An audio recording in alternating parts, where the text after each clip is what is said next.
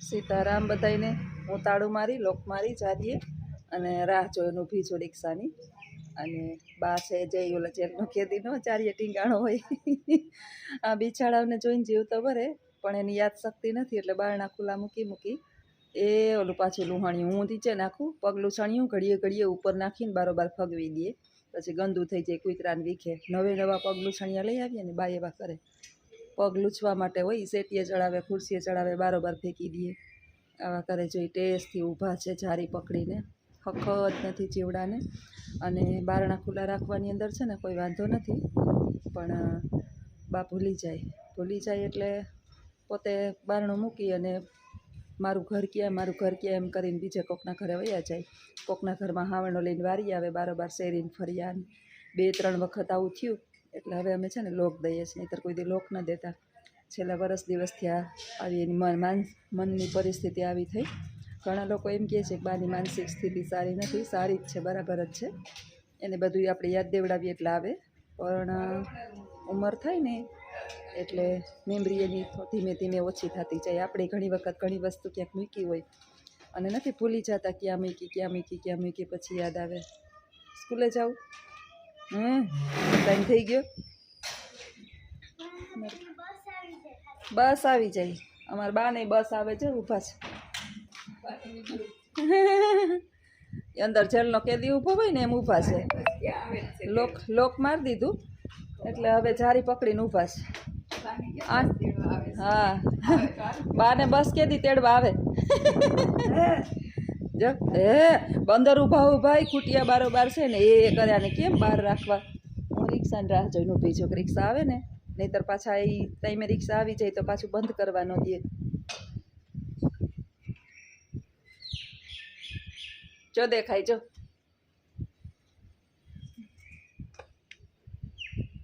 ઊભા છીએ અંદર હું બહાર અંદર બાર હાહુ બહુ કરીએ હું જારી પકડીને બારોબાર ઊભી જારી પકડીને અંદર ઊભા સ્કૂલે જવું હોય ને તો કાંઈ ના બોલે જા ટેસ્ટથી ને કે મારે 12 ગામ જવું હોય ને સારંગપુર ગઈ ને તો હું એની પાસે બાપા સાચું બોલીને નથી ગઈ કારણ કે આપણે અમુક કામ જે છે એ માનતા કે કરી હોય તો આપણે જવું જ પડતું હોય તો બાને સાચું નહીં કહેવાનું નહીં તો કંઈ કોઈ બેભાન થઈ જાય નથી જવું હું કરું મારું ઘર ક્યાં મને મારા જૂના ઘેર મૂકી જાવ જો ખુરશીઓ ઢેડે રાખશે ઘરની અંદર બધી છે ને ચોખ્ખું ચણક કરી નાખ્યું કચરા પોતા કપડાં મશીનમાં નાખી દીધા આવીશ એટલે સીધા હુકવવાના જઈએ ધોવાઈ જાય ત્યારે એક તો ચોમાસું છે ને હજી તો તડકો નહીં હોય એકાદો રેડો આવે વળી ભીંજવી નાખે વળી એકાદો રેડો આવે વળી ભીંજવી નાખે વળી પાછો તડકો તો આજે છેલ્લા 1.5 મહિના હવા મહિનાથી નીકળો જ નથી દિવાલું ને ભેજ બધી આવી ગઈ છે બેહી જાવ ને બા ખોરો વાળીને ઘરમાં ફરશે હવે 12:30 પોણા સુધી હમણાં મારે છૂટવાનો સમય 1 પછીનો છે 1:15 થઈ જાય છૂટું ને ત્યાં એટલે આખો દિવસ એમાં જો પાછું જો પગલું છણિયું નીચે મૂકવાનું હોય ને મને મગજની અંદર એવો ઓલો છે પગલું છણિયાને અહીંયા જ ટીંગાડી રાખે ને પછી જે છે ને ગાયું નહીં મોઢા મારીને ખેંચી લે નીચે આને નીચે રાખવાનું હોય નીચે મૂકવાનું હોય અહીં ચડાવવાનું લઈ લેવું નીચે હા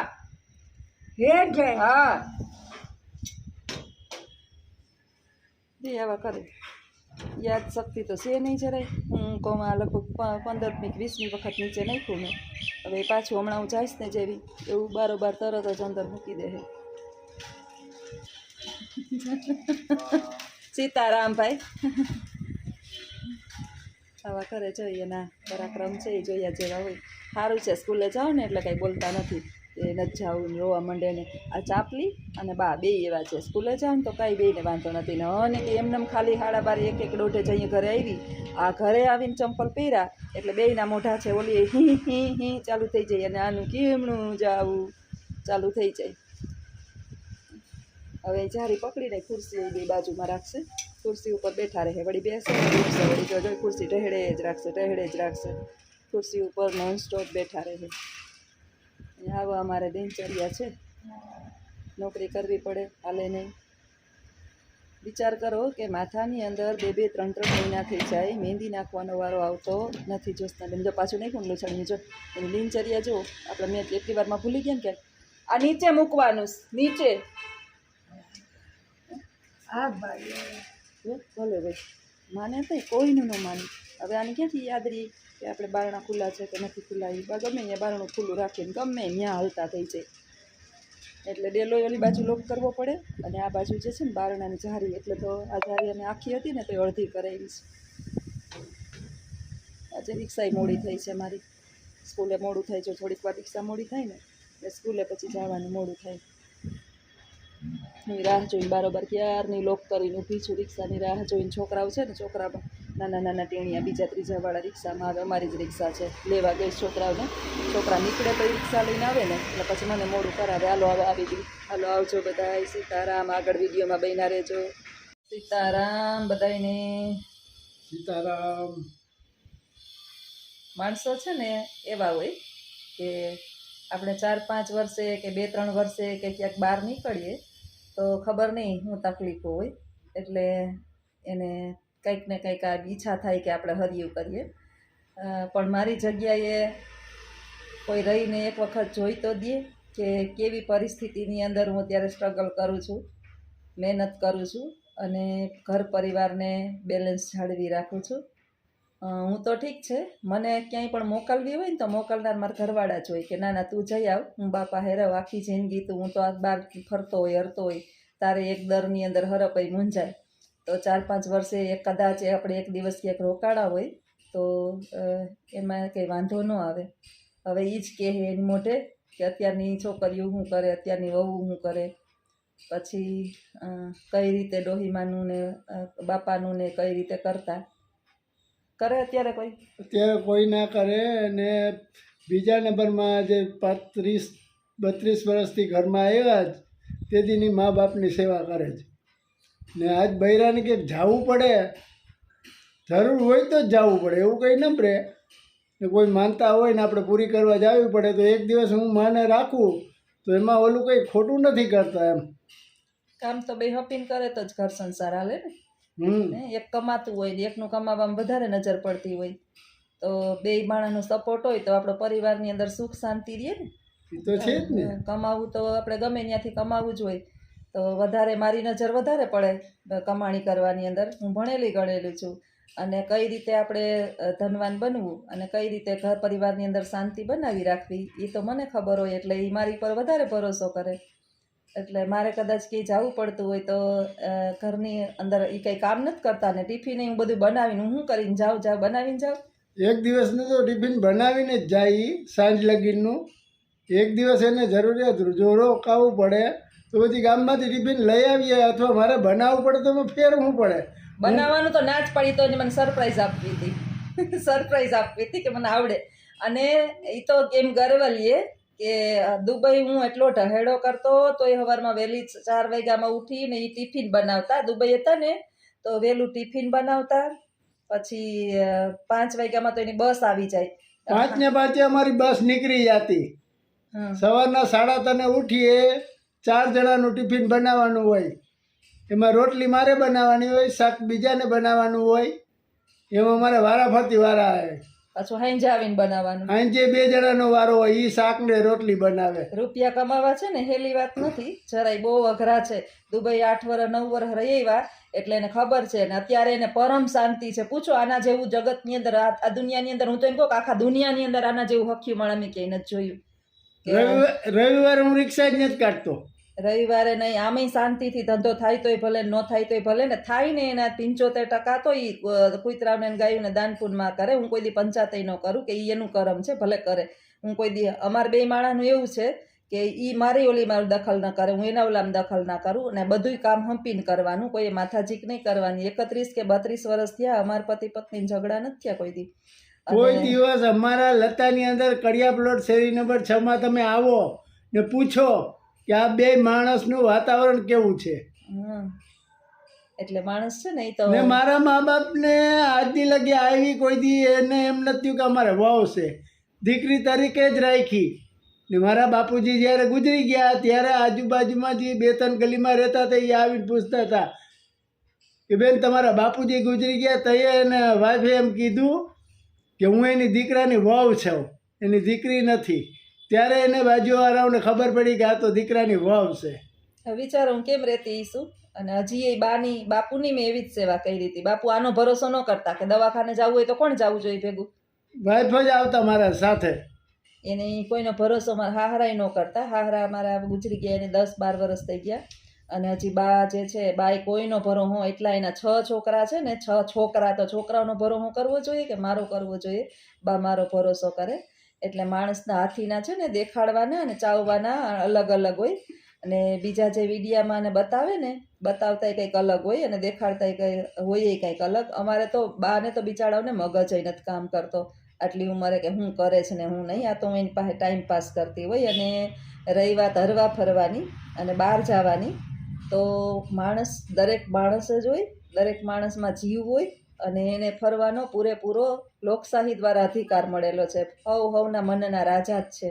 એટલે એની અંદર તો કોઈને કાંઈ કહી જ ન શકે. એટલે ક્યારેક ક્યારેક હમણાં 4 દિવસથી તો બા એવા ઉમટાય કે મારે બીજા ઘરે જ જાવું, ઓલા ઘરે જાવું, આવા કરે. બાનો મગજ જરાય હવે એને ખબર નથી. આજથી 70 વર્ષ પહેલા અમારા જૂના મકાન હતા ને, ત્યાં જાવું એને. એ કે એ મકાને લઈ જાવી કે.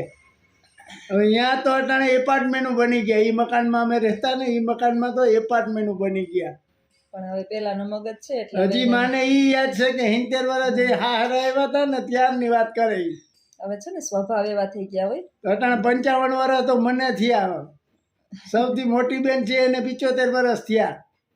વિચાર કરી લ્યો જોઈએ બાની ઉંમર કેવડી હોય. આવી ઉંમરે બાલહઠ ને વૃદ્ધહઠ છે ને, એને હાચવવા તો બહુ અઘરા પડે. અને એક મારી બા હઠીલા એવા હતા. મારી હગી બેનની હગાઈમાં હું નહોતી ગઈ. કઈ બા બીમાર નહોતા, એમનેમ જ નહોતી જવાની. એને મન થાય તો જ મને જવા દે, નહીંતર જવા જ ન દે. છેલ્લા કેટલા વર્ષથી, 31 વર્ષથી આવી ને, મારે ક્યાંય જવાનો અધિકાર કે મારે ક્યાંય જવાનો હુકમ ન રહે. એની જ સેવામાં અવિરત રહેવાનું.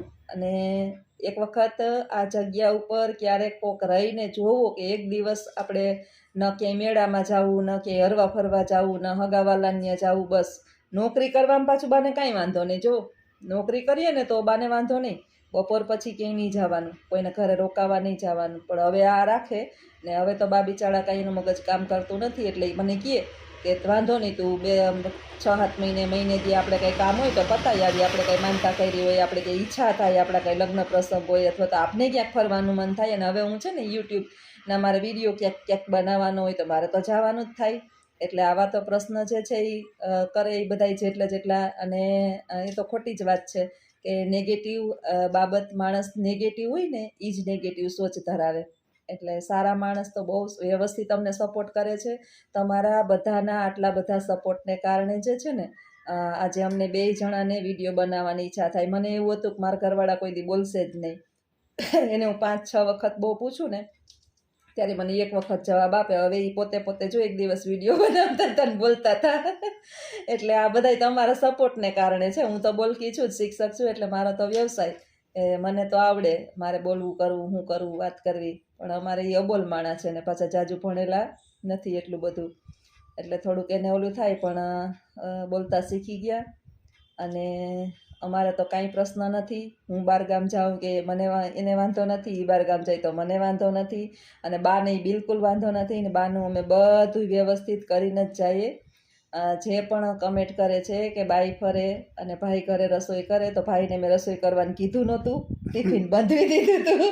ભાઈને મજા આવે અને ભાઈ કરે, શીખે, ભાઈ ટ્રાય કરે. અને શીખે નહીં તો સારી બાબત છે. મેં મારા છોકરાઓને શીખવાડ્યું છે.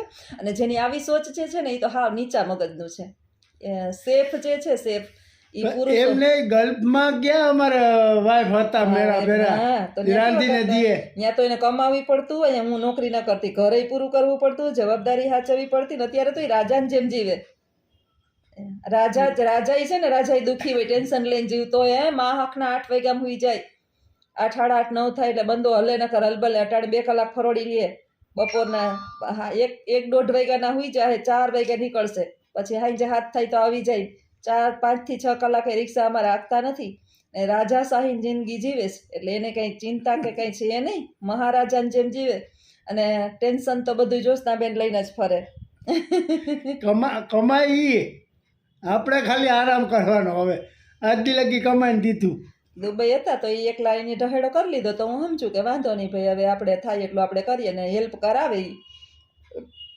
બીમાર પડીએ ને બહારનું ખાવું એના કરતાં સારું ને આવડી જાય તો તમ તાર બનાવવાનું જ ભલે ગમે એવા ગમે એ કમેન્ટ કરે રસોઈ બનાવવાની શીખવાની હું તો મારા છોકરાઓને શીખવાડું પુરુષો રસોઈ કરે ને એ કંઈ ખરાબ નથી હો ઠીક છે મારા મમ્મી પપ્પા જે છે મારા મમ્મી છે હજી કાલ સવારે એને કાંઈ થઈ જાય તો મારે 10-11 દિન બેહવું પડે તો એની માને હાચવી લઈએ અથવા તો ઘર હાચવી લઈએ 2 જણાને ન પોહાય તો એક જણું જેનું હોય ઈ તો જાય ને જાવું પડે અને વ્યવહાર બધાય હાચવવાય પડે એટલે 2 જણાને આવડવું જોઈએ પતિને ને પત્નીને બેયને ના આવડવું જોઈએ ના કરે તો કઈ એમાં વાંધો રાંધીએ તો એમાં શું વાંધો કઈ હા હારામાં સારું છે શેફ રાંધે જ છે પણ હોટલોમાં બધા પુરુષો જ રાંધે જ ને હોટલોમાં જે કમાવા જાય એ કમાવા જાય છે એને તો એ તો કાંઈ ચિંતા નથી હું વિડીયો બનાવું હું નોકરી કરું હું અથવા તો યુટ્યુબની અંદર મૂકું વિડીયો અને એ તો મેં તમને કીધું કે જો આજ મને સરપ્રાઈઝ આપી મારા ઘરવાળાએ આજે રાંધ્યું અને રોટલી બનાવતા આવડી ગઈ એમ તો સારી બાબત છે ને આવડી ગઈ તેને આવડતી હતી જ આવડી નથી પેલા કરતા જા તો મને જોઈ ને ઓલા આરોહડો થઈ ગયો. હાર કરે સારું હાલો બધાએ આવજો સીતારામ તમારો આભાર સારી કમેન્ટ કરે છે એનો ખૂબ ખૂબ આભાર અને ખરાબ કમેન્ટ કરે છે એનો વધારેમાં વધારે આભાર આવજો સીતારામ